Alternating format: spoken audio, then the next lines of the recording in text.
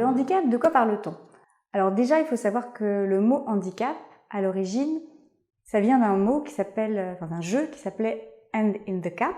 Donc c'est un jeu où on devait mettre la main dans un chapeau et on avait différentes contraintes pour justement que les personnes aient différentes contraintes pour équilibrer le jeu, en fait. Ensuite, le mot handicap a été utilisé dans le milieu sportif. Je pense que vous connaissez dans le milieu de l'équitation, par exemple, les jockeys, suivant leur poids, ils vont avoir un handicap qui va leur être mis pour pouvoir justement que tout le monde soit à égalité. Donc à l'origine, le mot handicap a vraiment une notion d'égalité. Depuis, le mot a évolué, a été connoté différemment.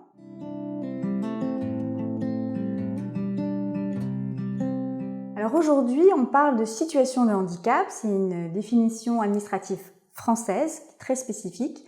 Pourquoi situation? Parce qu'on considère que c'est la situation qu'il faut adapter pour que le handicap disparaisse en fait.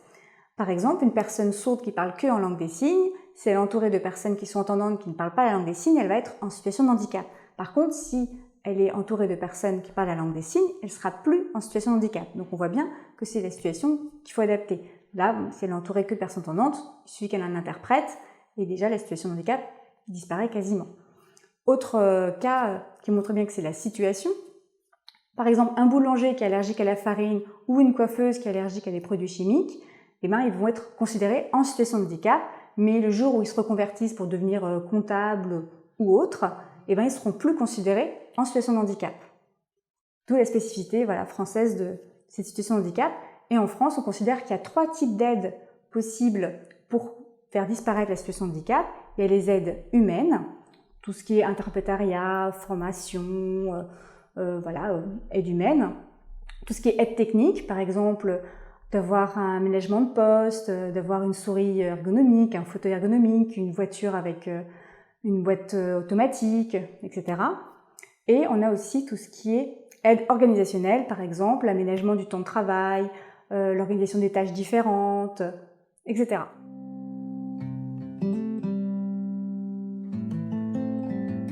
Les personnes en général deviennent en situation de handicap.